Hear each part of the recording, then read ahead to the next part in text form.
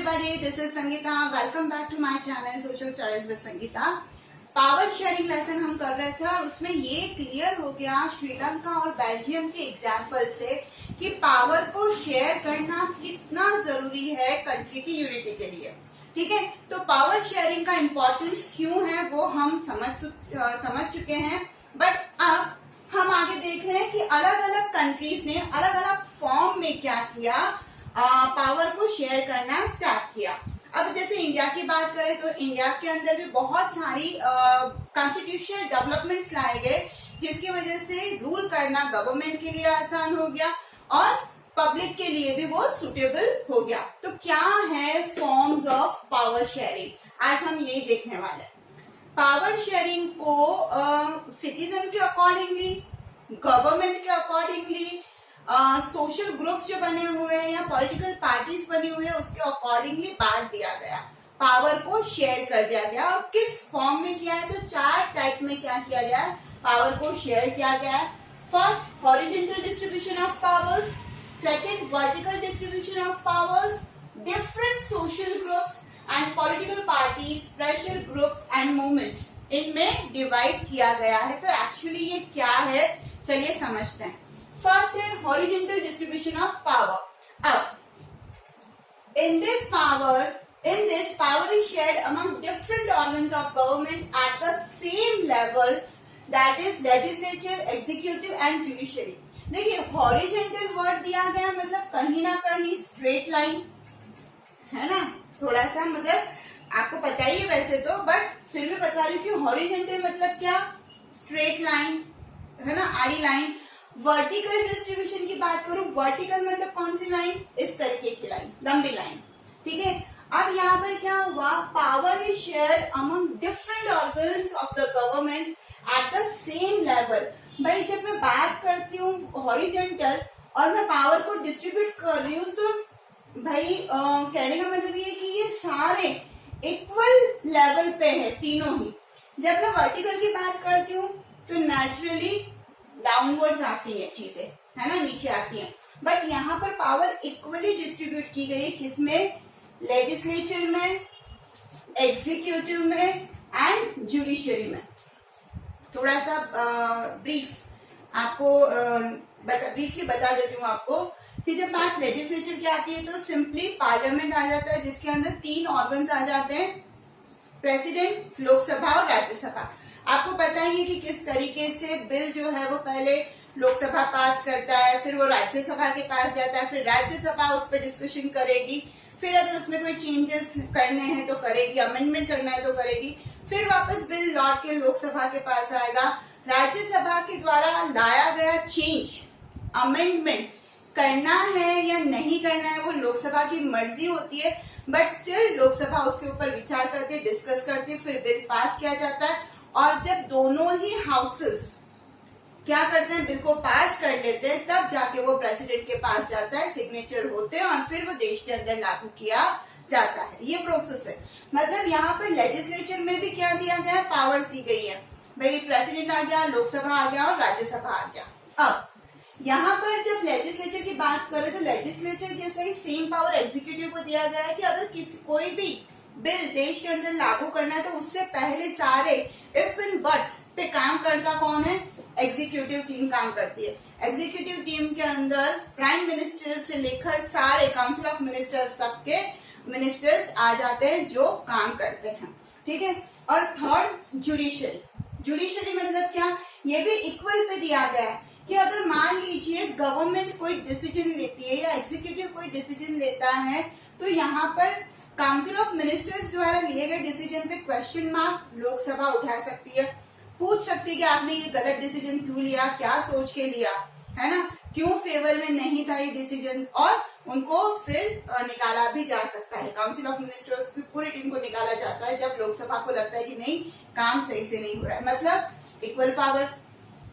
ठीक है, अब यहाँ पर अगर गवर्नमेंट कोई ऐसा डिसीजन ले लेती है, मान लीजिए कि कोई ऐसा डिसीजन ले लिया जो हित में नहीं है देश के, तो यहाँ पर इक्वल पावर जुडिशरी को दे रखी है, सुप्रीम कोर्ट को दे रखी है पावर, वो क्वेश्चनिंग कर सकती है कि आपने क्यों ये डिसीजन लिया। तो यहाँ पर ये क्या कर रहे हैं, एक दूसरे का काम चेक करते कि क्या ये काम सही कर करेक्ट नहीं कर रही, क्योंकि इन सबको पावर सेम लेवल पे दी गई है ना, लेजिस्लेचर, एग्जीक्यूटिव और जुडिशरी। ये तीनों क्या करते हैं, एक दूसरे के काम को चेक करते रहते हैं कि कहीं कोई गलत तो नहीं कर रहा है। क्लियर? और इसीलिए इसको हॉरिजेंटल डिस्ट्रीब्यूशन ऑफ पावर बोला गया है, या फिर मैं इसको बोल सकती हूँ हॉरिजेंटल पावर सिस्टम भी बोल सकती हूँ मैं। तो सिंपल से आपको क्या रखना है कि different organs of the government, ये 3 different organs of the government है, बट वो पावर जो दी गई है एट द सेम लेवल पे दी गई है। क्लियर? फिर चेक एंड बैलेंस, ये 1 मार्क क्वेश्चन अक्सर पूछा जाता है कि क्या है check and balance. It is a type of arrangement in which all the 3 organs of the government check each other. ये एक ऐसा अरेंजमेंट है जिसके अंदर जो ऑर्गन्स ऑफ द गवर्नमेंट है, ऑर्गन्स ऑफ द गवर्नमेंट मतलब क्या, लेजिस्लेचर, एग्जीक्यूटिव एंड जुडिशरी, ठीक है, ये क्या करते हैं, एक दूसरे को चेक करते रहते हैं। जहां पर अगर गवर्नमेंट कुछ काम दे रही है एग्जीक्यूटिव को, तो एग्जीक्यूटिव सही से कर रहा है नहीं कर रहा, वो गवर्नमेंट चेक करेगी। गवर्नमेंट ने अगर वो बिल पास कर दिया गया है देश के अंदर, बट वो अगर सही नहीं है, तो यहाँ पर जुडिशरी को, सुप्रीम कोर्ट को पूरा राइट है कि वो क्या करेगी, उसके ऊपर एक्शन लेगी। तो इक्वल पावर यहाँ पर दे रखी है। इसका मतलब ये क्या कर रहे हैं, एक दूसरे को चेक कर रहे हैं। सिंपल सा डेफिनेशन है, it is a type of arrangement in which all the 3 types of organ, आप इसके अंदर एड ऑन कर सकते हो, legislature, executive and judiciary check each other. Clear? I hope horizontal distribution of powers clear हो गया होगा। अब आते हैं वर्टिकल डिस्ट्रीब्यूशन ऑफ पावर में। When power is shared among different level of government, it is called vertical distribution of power. जब power different level of government, समझना, different organs of the government अलग चीज होती है, different levels of the government अलग चीज होती है। ये distinguish में आता है क्वेश्चन कि write the differences between the horizontal and the vertical distribution of power। तो ये सिस्टम आपको ध्यान रखना, सिंपल है, डिफरेंट ऑर्गन ऑफ गवर्नमेंट, और यहाँ पर आप क्या बोलेंगे, डिफरेंट लेवल्स ऑफ गवर्नमेंट, ठीक है, पावर शेयर की जाती है, तो उसको हम वर्टिकल डिस्ट्रीब्यूशन ऑफ पावर्स कहते हैं। इसको ऐसे समझो, टॉप पे आती है सेंट्रल गवर्नमेंट, है ना, सेंट्रल गवर्नमेंट आती है। सेंट्रल गवर्नमेंट कुछ पावर देती है स्टेट गवर्नमेंट को, पावर शेयर करा, स्टेट गवर्नमेंट को कुछ पावर दी, चाहे जैसे मैं बोलती हूँ कि ऑल ओवर इंडिया, यानी सेंट्रल गवर्नमेंट अभी बीजेपी है, बट राजस्थान के अंदर अभी कांग्रेस है। तो यहाँ पर क्या हुआ है, कांग्रेस है, तो इसका मतलब ये थोड़ी ना कि उनको कुछ भी नहीं करने को मिलेगा। सेंट्रल गवर्नमेंट क्या करती है, बीजेपी क्या कर रही है, पावर किसके साथ शेयर करती है, कांग्रेस के साथ, ठीक है। स्टेट गवर्नमेंट पावर देते हैं म्युनिसिपैलिटीज को, ठीक है, म्युनिसिपैलिटीज टाउन और सिटीज के अंदर, ठीक है, और नीचे गांवों के अंदर जो कुछ पावर दी जाती है वो पंचायती राज को दी जाती है। तो इस तरीके से क्या हुआ है, हाईएस्ट पावर सेंट्रल गवर्नमेंट के पास है, but still central government state government के साथ, फिर म्युनिसिपैलिटी के साथ और फिर पंचायत के साथ क्या करती है, अपनी पावर को शेयर करती है। डाउन आती है, नीचे तक आती है वो पावर, वो शेयर होके नीचे तक आती है, और इसीलिए इसको वर्टिकल फॉर्म ऑफ डिस्ट्रीब्यूशन बोला गया है, या फिर वर्टिकल डिस्ट्रीब्यूशन ऑफ पावर बोला गया है। In this power share between government at different levels, इसमें क्या होता है कि डिफरेंट लेवल पे पावर शेयर करती है government, such as central government state government को देगी, स्टेट गवर्नमेंट म्युनिसिपैलिटी उसको देगी, म्युनिसिपैलिटी पंचायती राज को पावर देगी। आई होप ये 2 पॉइंट क्लियर हो चुके हैं, ठीक है। चलते हैं थर्ड पॉइंट पे, different social groups. Third point is different social group. देखिए क्या है, पावर में also share among different social group. अब ये जो पावर थी भाई हॉरिजेंटल वे में डिस्ट्रीब्यूट हो गई, ऑर्गन्स में डिस्ट्रीब्यूट हुई, वर्टिकली देखा जाए तो स्टेट गवर्नमेंट, फिर उसके बाद म्युनिसिपैलिटीज और फिर पंचायती राज, मतलब छोटे से छोटे लेवल तक पावर शेयर किया गया। अब देश के अंदर जो सोशल ग्रुप्स है उनमें भी पावर को शेयर किया गया, कैसे? There are constitutional arrangements whereby socially weaker section and women are represented in legislature and administration so that they would not feel alienated from the government. मतलब क्या हुआ कि देश के स्पेशली वीकर सेक्शन और वुमेन को अपलिफ्टमेंट करने के लिए, मतलब देखिए हमारे यहाँ पर है ना ओबीसी, एससी, एसटी, आपने सुन रखा होगा, आदिवासी, ट्राइबल पीपल आर देयर, जो बहुत मतलब जिनका कोई स्टैंडर्ड ऑफ लिविंग ही नहीं था, है ना, खाने के लिए भी रोटी नहीं थी, एजुकेशन नहीं था, तो गवर्नमेंट ने उनके अपलिफ्टमेंट के लिए रिजर्वेशन निकाला, जिसकी वजह से उनको एजुकेशन में, फूड आइटम्स में, नौकरी में, वो इलेक्शन भी लड़ सकते हैं। तो इस तरीके से उनको आगे लाने के लिए क्या किया, गवर्नमेंट ने रिजर्वेशन चालू किया है। ठीक है, आपको पता ही है।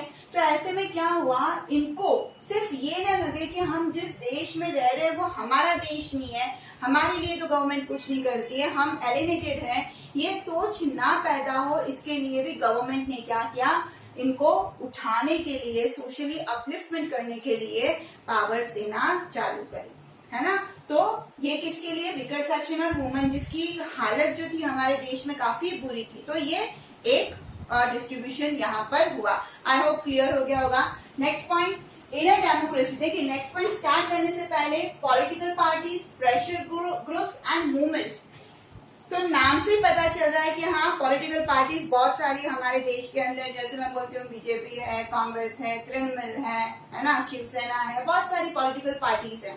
ठीक है, साथ ही साथ में प्रेशर ग्रुप की बात करूं, मतलब कि जब कभी भी कोई भी, जैसे फार्मर्स है, अभी लेटेस्ट फार्मर्स ने क्या किया था, आंदोलन किया था बहुत बड़ा, तो ये प्रेशर ग्रुप का काम करते हैं कि हमारे ही देश के लोग हैं, अगर वो गवर्नमेंट से खुश नहीं है तो वो क्या करते हैं, गवर्नमेंट के अगेंस्ट में स्टेप लेते हैं, मूवमेंट्स भी करते हैं, आंदोलन करते हैं, रिवॉल्ट करते हैं। तो ये सब कुछ उनको पावर दे रखा है कि जब कभी भी आपको प्रॉब्लम है, आप क्या कर सकते हैं, इस तरीके का एक्शन ले सकते हैं। गवर्नमेंट उसको देखेगी, स्टेप लेगी, सोचेगी, समझेगी, बट हिंसा नहीं होनी चाहिए।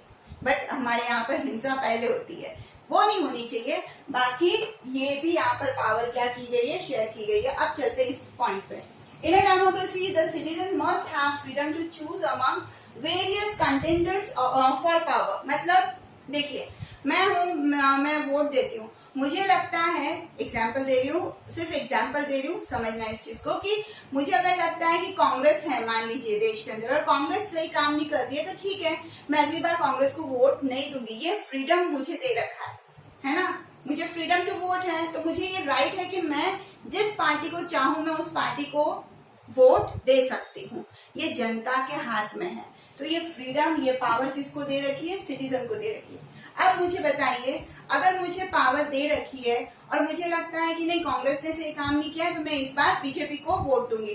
फिर मुझे लगेगा कि नहीं, बीजेपी को मैंने वोट दे दिया, बट बीजेपी ने भी सही से काम नहीं किया, तो मैं अगले और 5 साल बाद जो इलेक्शन होंगे उसमें मैं कांग्रेस को वोट दे दूंगी। तो क्या होगा, मुझे राइट है। तो ये जो राइट है ना, तो ये शो नहीं करता है कि हाँ, पावर कभी भी एक पार्टी के हाथ में नहीं रहती। This take the form of competition among different parties। अब क्या होता है, जब उन पार्टीज के लोगों को पता है कि नहीं, फ्रीडम किसको है, सिटीजन को, वो जिसको चाहे उसको वोट दे सकती है, तो यहाँ पर कंपटीशन बढ़ नहीं जाता है। एक पार्टी सोचे कि नहीं, हमें बहुत अच्छा काम करना है ताकि लोग हमारे काम को देखकर हमें वोट दें। दूसरा पार्टी सोचेगी कि अरे उन्होंने ये काम किया है, तो हमें इनसे भी और अच्छा काम करना है ताकि जनता हमें वोट दे। तो ये चीज हो जाती है कि इन दोनों के बीच में, तीनों के बीच में, या बहुत सारी पार्टीज के बीच में क्या हो जाता है, कंपटीशन स्टार्ट हो जाता है। Because power does not remain in one hand, क्योंकि उन लोगों को भी सही से पता है कि अगर हमने काम सही नहीं किया तो जनता हमें एक्सेप्ट नहीं करेगी in the long run. But अब लंबे रन की बात करूं तो power is shared among different parties. तो सिंपल सी बात है कि जब ये काम किया जाता है, काम कर रहे हैं लोग, तो नेचुरली पावर दे रखी तभी काम कर रहे हैं ना। तो इसीलिए ये बोला गया है कि power is shared among different parties, political parties. अब यहाँ पर 1 मार्क का क्वेश्चन अलग से पूछा जाता है, वो भी इसी पॉइंट के अंदर इंक्लूडेड है, इसलिए मैंने यहाँ पर लिखा है, when 2 or more parties form an alliance to contest election, then they form a coalition of government। coalition of government अपने आप में बहुत इंटरेस्टिंग है, बट बहुत सिंपल वर्ड्स में समझाने की कोशिश करती हूँ। मान लीजिए कि 3-4 पार्टीज हैं, बीजेपी, ठीक है, कांग्रेस, तृणमूल और शिवसेना, ठीक है, ये मान लीजिए, ठीक है। अब जीतने के लिए बोला गया है, एग्जाम्पल दे रही हूँ, जीतने के लिए बोला गया है कि 100 सीट्स चाहिए। क्लियर?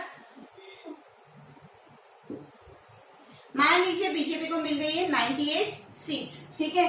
यहाँ पर कांग्रेस को मिली 16, यहाँ पर तृणमूल को मिला 60 और यहाँ पर शिवसेना को मिला 40, ठीक है। अब अगर यूं देखा जाए तो बीजेपी को 98 मिला है सीट्स, तो नेचुरली क्या है, बीजेपी जीत गई है। बट ऐसा होता नहीं है। यहाँ पर गठबंधन वर्ड अगर आपने कभी सुना हो तो बहुत जबरदस्त रोल प्ले करता है।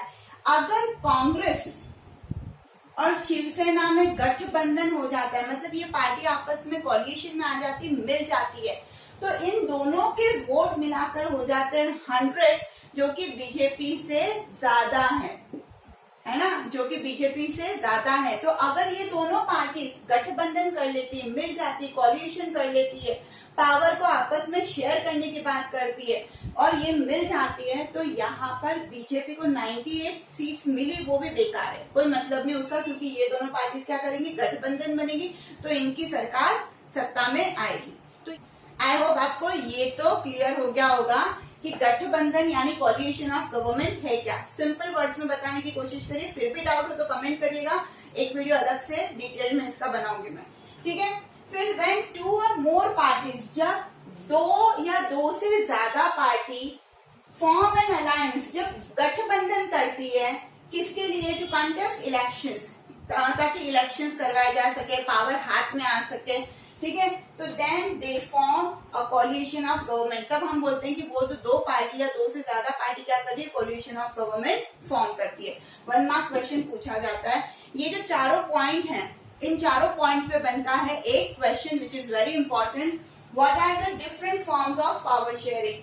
पावर शेयरिंग के डिफरेंट फॉर्म्स कौन कौन से हैं, तो horizontal, vertical, social groups and political parties, pressure groups and movements, है ना। अब ये कितनी बार क्वेश्चन ऐसे भी पूछा जाता है कि differentiate between the horizontal and the vertical distribution of power, तो आपको वो 2 पॉइंट ही लिखने हैं। अगर पूरा पूछा जाए क्वेश्चन ये वाला, तो आपको चारों ही पॉइंट लिखने हैं, ठीक है। और सिंगल भी पूछा जाए कि just explain the political parties of pressure group and movement, तो आपको ये पैराग्राफ लिखना है। क्वेश्चन कैसे भी पूछा जाए, कंटेंट यही रहने वाला है, आपको लिखना यही है। आई होप वीडियो क्लियर हो गया होगा। यहाँ पे हम पावर शेयरिंग का लेसन कंप्लीट कर चुके हैं। कोई भी डाउट है कमेंट करिए, otherwise hit the like button and पढ़ते रहिए social studies with Sangeeta. Thank you so much.